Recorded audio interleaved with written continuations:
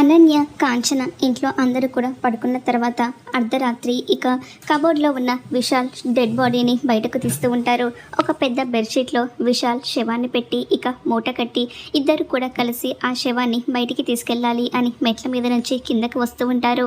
అదే సమయంలో ఇక ఆనంద తన భర్త పడుకుని ఉంటారు. తనకి దగ్గు రావడంతో ఇక ఆనంద లేచి వాటర్ కోసమని బయటికి వస్తూ ఉంటుంది.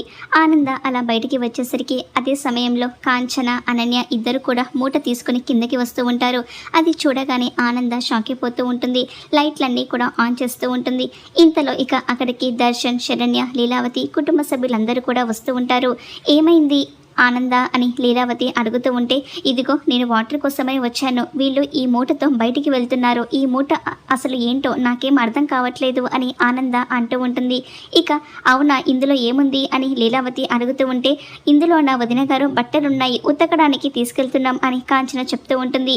కానీ ఆనంద మాత్రం ఆ మూట మీద అనుమాన పడిపోతూ ఉంటుంది. ఇంతలో ఇక ఆనంద భర్త దర్శన్తో, ఇంతకీ ఆ మూటలో ఏముందో చూడు దర్శన్ అని చెప్తూ ఉంటాడు. వాళ్ళ నాన్నగారు చెప్పేసరికి దర్శన్ ఆ మూట దగ్గరికి వచ్చి ఇక ఆ మూటను విప్పుతూ ఉంటారు. అలా విప్పుతూ ఉంటే అందరూ కూడా అందులో ఏముందా అని చూస్తూ ఉంటారు. ఒక పక్క అనన్య, కాంచన టెన్షన్ పడిపోతూ ఉంటారు. మరి ఆ మూటలో విశాల్ డెడ్ బాడీని కుటుంబ సభ్యులందరూ కూడా చూస్తారా?